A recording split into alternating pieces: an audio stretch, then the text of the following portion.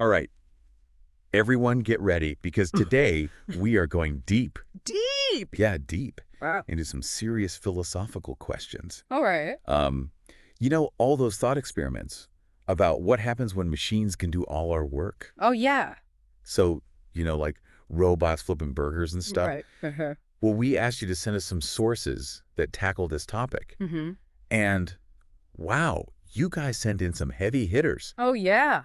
Like who? You sent us dialogues with Karl Marx, Plato, and even Epicurus, all chiming in on what a world without work could look like for humanity. Oh, wow. That's fascinating. Like, are we talking utopia or dystopia? Yeah, exactly. Yeah. Will machines set us free or will they leave us with nothing to do and no purpose? Mm-hmm. And it's wild how, even though these thinkers are separated by centuries, Right. they're all wrestling with the same fundamental questions. So Like, what does freedom even mean? What about finding meaning in life? Yeah. And how do we ensure justice and fairness in a world where robots might be doing most of the jobs? Yeah. Huge questions. Huge questions. And honestly, reading through these dialogues, Yeah. it really hit me just how relevant their concerns still are today. I mean, how could they not be? I know, right? Like, we are already seeing automation transforming entire industries right before our eyes. It's crazy. So are we on the brink of this utopian dream where machines free us from all the boring, soul-crushing jobs? Right. Or is this the beginning of a dystopian nightmare where robots take over and leave us humans feeling lost and useless? $1 million question right there. I know, right? And there's no easy answer. Definitely not.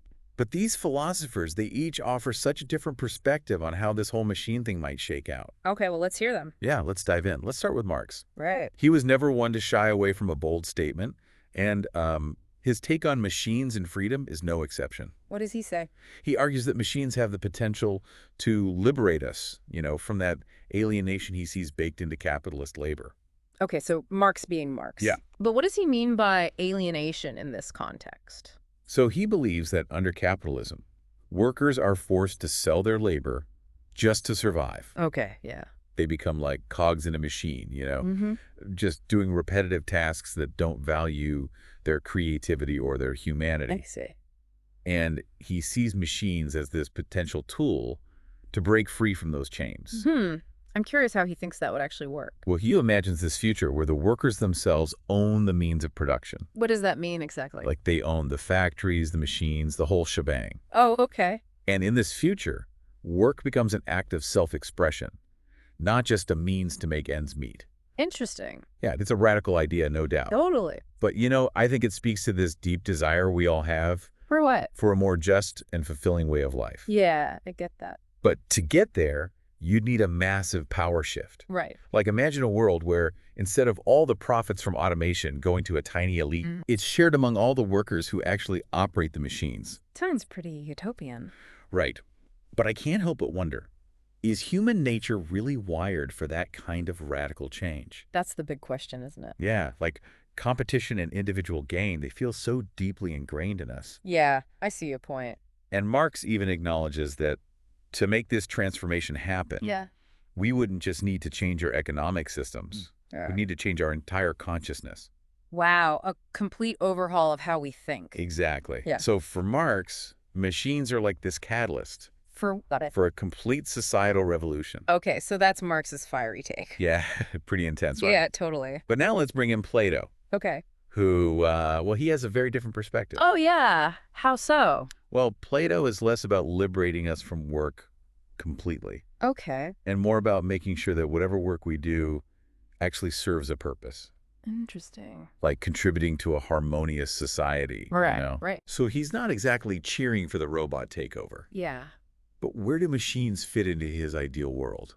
Yeah, how does he see that working? Well, remember Plato's Republic? Yeah, vaguely. It's this superstructured system where everyone has a specific role to play, and their purpose is to contribute to the common good. Okay, yeah. And for Plato, technology, including machines, should be used to make the state more efficient, more functional. Right. So everyone's needs are met and society runs smoothly. Like a well-oiled machine. Yeah, kinda. But where's the freedom in that? Right. Like, isn't there a risk of it becoming too rigid, too controlling? Yeah. Where's the room for individual choice and expression in Plato's utopia? That's a good point. Yeah, it's like this underlying tension in his vision. He values order and stability above individual liberty, Okay. believing that a well-structured society, even one with a lot of technology, is crucial for humans to thrive. Makes sense. He thinks that real freedom comes from fulfilling your role in the larger social fabric. Interesting. It's definitely a perspective, but personally, Yeah. I can't help but feel a little uneasy about everyone having a predetermined role. I get it. Like, wouldn't that stifle creativity and innovation? Yeah, that's a valid concern. And it's a tension we see playing out even today, right? Absolutely. Like, how do we balance the potential benefits of automation with the need for individual freedom and creativity? It's a tough one. Especially as machines keep encroaching on tasks we once thought were uniquely human. Totally. It's only getting more relevant. But before we get too lost in the weeds here, Right. let's see what Epicurus has to say about all this. Oh, yeah. Good idea. You know, he always brings a different vibe. A bit more relaxed. Totally. Much more laid back. Yeah. And his take on the potential impact of machines is no different. So what's his angle? Well, Epicurus, with his whole philosophy centered on pleasure and tranquility, Right. he sees machines as this tool for freeing us, not just from labor, but from all the anxieties and desires that he believes cause us to suffer. Interesting. So not quite the robot apocalypse some people fear. Not even close. He might even welcome our robot overlords, you know. He might, as long as they bring him snacks. Uh-huh. Exactly. And it makes sense when you think about it. No. Epicurus believes that the key to happiness is to minimize pain and maximize pleasure. Right. Okay. So, machines could be the ultimate shortcut. How so? They free us from all the hard work and let us focus on simple pleasures and meaningful relationships. Makes sense. So instead of worrying about robots stealing our jobs, Right. Epicurus might say, hey, let's use all this newfound free time to chill in the garden, have a good meal with friends, and maybe ponder some philosophy. Yeah. Sounds pretty nice, actually. Right. That's his utopia. I like it. Technology serving our basic needs so we can prioritize leisure and contentment and finding inner peace. It's definitely appealing. Right. But isn't there a chance we could become too passive? You know? I see what you mean. Like if we let machines handle everything, would we lose that drive that makes us feel alive? Yeah, would we become complacent? Exactly. Don't we need at least some challenges to thrive? That's a good point. And even Epicurus acknowledges that a life of pure leisure could lead to boredom and stagnation. So it's all about finding that balance then. Yeah, the sweet spot between working hard and enjoying the fruits of our labor. And appreciating the simple things. Right. And that's where Epicurus gets really interesting, I think. How so? He challenges us to rethink our values, you know? To question what really makes us happy. Exactly. Like maybe, just maybe, this life of mindful minimalism where machines handle all the boring stuff. Yeah. Maybe that's actually the key to a more fulfilling life. It's definitely a different way of thinking about it. Totally. So we've got these three very different perspectives on how machines might change our lives, what it means to be free when work might not be the defining thing anymore. Yeah, 3 very different takes. And what's so fascinating is that despite their differences, they all tap into this deep human longing. For what? For meaning, purpose, and fulfillment, you know? Absolutely. So the question is, how do we achieve that in a world where the rules are constantly changing? It's the question of our time, isn't it? Totally. These dialogues, they give us a framework to think through these really complex questions. They remind us that the future isn't set in stone. We have choices. Yes, we have choices to make. All right, well, let's hear about what choices these guys think we should make. Yeah, let's delve a bit deeper into what each of these philosophers actually imagines for this machine-powered future. Let's paint some pictures of these utopias. Okay, Marx's world of worker-owned machines, Plato's perfectly ordered republic, and Epicurus's tranquil gardens. Each one a glimpse into a possible future. Each one a bit exciting and a bit unsettling, too. Totally. All right, so picture this Marx with his, Passion for economic justice. Yeah, exactly. He sees a world where all the factories, all the machines, the stuff that makes society tick. The stuff that creates all the wealth. Right. He sees it owned not by, a handful of super rich folks. But by the workers themselves. Exactly. So instead of toiling away for someone else's profit, the workers get to call the shots. They become the masters of their own destiny, yeah. It's almost like this giant worker-run co-op. Right, but scaled up to the entire economy. Wow, so work wouldn't even be about making money in this system. Not in the way we think of it now, no. It'd be more about contributing to the common good. Yeah, and benefiting directly from what you create. I can see how that would be incredibly motivating. especially for people who feel stuck in dead-end jobs right now. Totally. But wouldn't human nature kind of get in the way of all this? What do you mean? Like, wouldn't there still be those who crave power and wealth? Oh, I see what you're saying. Even if we restructured the whole system, wouldn't those urges still be there? Well, Marx would say that those urges, those drives for competition and greed, Mm-hmm. they're not inherent to us as humans. They're learned. Yeah, they're products of the capitalist system itself. So by changing the economic foundation of society, We can create conditions for more cooperation and equality. it's not just about redistributing the wealth. It's about redefining what it means to work, what it means to be a productive member of society. Wow, that's pretty radical. It is, but it's also deeply hopeful, you know? Yeah, I see that. Marx believes that once we're free from economic exploitation, humans will naturally gravitate towards collaboration and sharing. Okay, so that's Marx's utopia, a world where machines are tools for collective liberation. Yeah. Pretty wild, right? But now let's flip the script and look at Plato's vision. Okay, back to ancient Greece. Back to ancient Greece. Mm-hmm. And his ideas are pretty different. Yeah. How so? Well, Plato, he's all about reason and order. Right, very structured. And he imagines a future where machines are used to boost efficiency and stability in the state. Okay, so kind of like a well-oiled machine. Uh-huh. Well, yeah, in a sense. But seriously, how does that look? So remember, in his republic, everyone has a specific role. Right, a purpose. And it's all about everyone working together for the common good. Okay, so far so good. And technology, including machines, should be used to make this whole system work better. To make sure everyone's needs are met. Exactly. And that society runs smoothly. I can see how that appeals to Plato, but what about individual freedom? Right. That's the big question. Like, wouldn't it feel a little too rigid, you know? Yeah. Where's the room for creativity and spontaneity?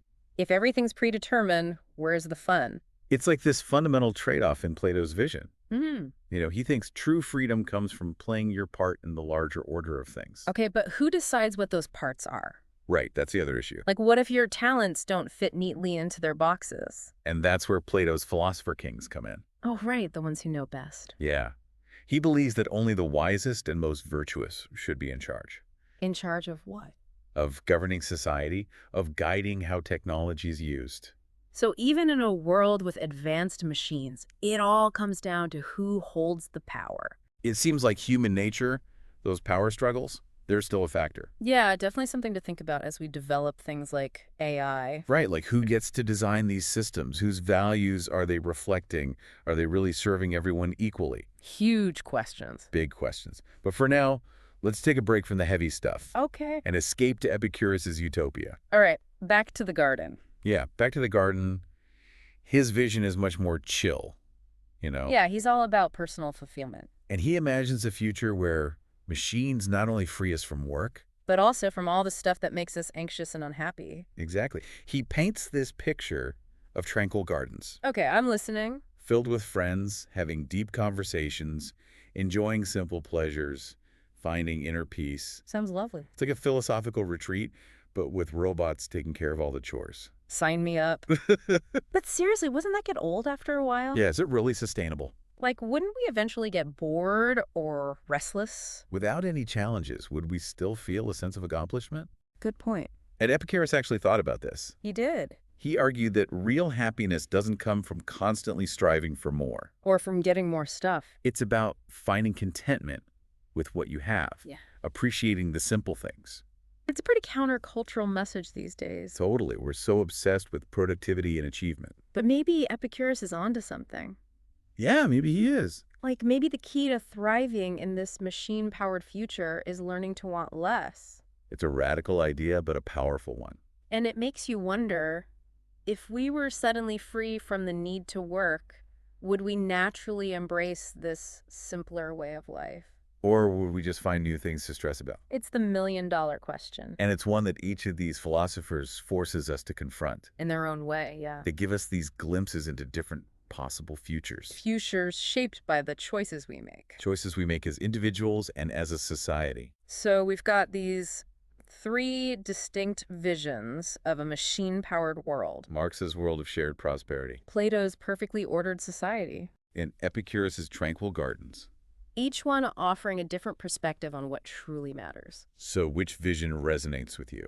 Which aspects seem appealing and which seem problematic? These are questions worth pondering as we enter this uncharted territory. Because the future is uncertain, but it's not completely out of our control. It's true, none of these utopias might ever fully come true. But they're still valuable thought experiments. They push us to think deeply about the values we want to prioritize And the kind of world we want to build. and how we want technology to shape our lives. Okay, so we've looked at the utopias, but what about the potential downsides? Right, let's get real for a minute. What are the risks we need to be aware of as we head into this machine-driven future? Well, for starters, there's a big concern that the benefits of all this automation won't be shared equally. Right, we've already touched on Marx's critique of capitalism, but even in a more equitable system, there's a risk of creating a new kind of class divide. Between those who control the machines and those who don't. It's kind of like a sci-fi movie come to life, right? Like a future where the rich get richer because they own all the robots. Yeah, and the rest of us are left scrambling for scraps. It feels like that would just make all the problems we have even worse, you know? Absolutely, like the social and political tensions we see today would likely explode. It's a scary thought. It is, and it raises some really important questions. Like, how do we prevent this from happening? Right. How do we make sure that everyone benefits from automation, not just a select few? It can't just be about inventing new tech. No, it's got to be about integrating that tech into society in a way that works for everybody. It's not just an economic issue either. It's a philosophical one. Totally. Yeah. So we've got this potential economic divide on the horizon. What other challenges do you see? Well, there's the psychological impact to consider. What do you mean? Like, what happens to our sense of self, our identity, when work is no longer a central part of our lives? That's a good question. Mm. I mean, I think a lot of people would be happy to ditch the 9-to-5 grind. Yeah. But would we really be content with a life of leisure? Would we find new ways to contribute? New ways to find meaning and purpose? That's the challenge and the opportunity of this machine-powered future. We have to rethink what it means to be human. To find fulfillment outside the traditional realm of work. It's a little daunting, It is. but also kind of exciting, right? Totally, like we're standing on the edge of a new era. And we get to decide what kind of world we create. And that's where I think these philosophers can really guide us. How so? They remind us that technology is a tool. And like any tool, it can be used for good or for bad. It's up to us to use it wisely. To shape it in a way that aligns with our values. So as we wrap up this deep dive, Yeah. let's hear those final reflections from Marx, Plato, and Epicurus. Okay, one last nugget of wisdom from each. Starting with Marx, what's his parting shot? Well, he leaves us with a call to action. Okay. He reminds us that the power of machines isn't about replacing human labor. It's about something else. It's about freeing us from the drudgery and exploitation of the system. Okay. He urges us to take control, to create a world where work is an expression of our shared humanity. Not a source of division. Exactly. So again, technology is not inherently good or bad. It all depends on how we use it. All right. What about Plato? What's his final word? Plato being Plato, he cautions us against unchecked freedom. Interesting.